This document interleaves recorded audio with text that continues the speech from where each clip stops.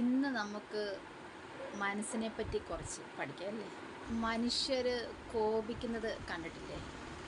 എപ്പോഴാണ് കോപിക്കുന്നത്? അതായത് നമ്മുടെ മനസ്സ് കലുഷിതമാകുമ്പോഴല്ലേ? എന്തെങ്കിലും കാര്യങ്ങൾ കൊണ്ട് നമ്മൾ വ്യക്തിയാകാം, വസ്തുവാകാം അല്ലേ? അപ്പം നമുക്കുണ്ടാകുന്ന കോപം, ചില കോപങ്ങളൊക്കെ എന്ന് പറയുന്നത് സത്യം പറഞ്ഞാൽ നമുക്കുണ്ടാകുന്ന ചിലപ്പം ഇങ്ങനെയുള്ള ഇൻസിഡൻറ്റുകളിൽ നിന്നായിരിക്കും. ആ ദേഷ്യം മുഴുവന് വേറൊരാളിൽ കൊണ്ട് തീർക്കത്തില്ലേ?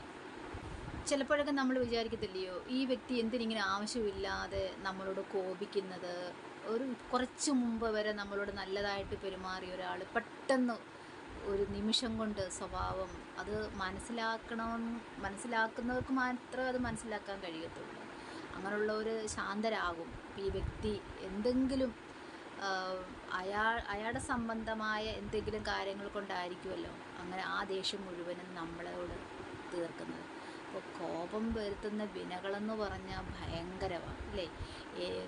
ശരിക്കും പറഞ്ഞാൽ ഒരു ശാന്തമായ മനസ്സിന് മാത്രമേ എന്തു വന്നാലും ഒരു പുഞ്ചിരി നൽകാനും കോപം തോന്നാതിരിക്കാനും സാധിക്കത്തുള്ളൂ. അപ്പം ഈ ശാന്തമായൊരു മനസ്സിനെന്ന് പറയുന്നത് എന്ത് വേണമെന്ന് ചോദിച്ചാൽ നല്ലതായിട്ട് മെഡിറ്റേഷൻ ചെയ്യുക, യോഗ ചെയ്യുക, നല്ലത് ചിന്തിക്കുക, നല്ലത് ചെയ്യുക, പിന്നെ എപ്പോഴും പോസിറ്റീവായിട്ട് ചിന്തിക്കുക. ഇതൊക്കെയാണ് ചെറിയ ചെറിയ ടിപ്പുകൾ.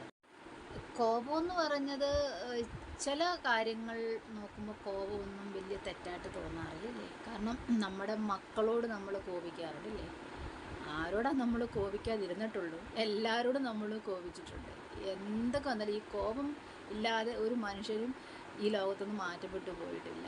ഞാനായാലും കോപിക്കും. പക്ഷേങ്കിൽ അതിനകത്ത് എന്തെങ്കിലും പോസിറ്റീവായിട്ടൊരു കാര്യം ഉണ്ടെങ്കിലേ ആ കോപത്തിന് ഒരർത്ഥം ഉണ്ടാകത്തുള്ളൂ. ആ കോപം കൊണ്ട് എന്തെങ്കിലും നേടാനും കഴിയത്തുള്ളൂ ഇല്ലേ? Okay, by.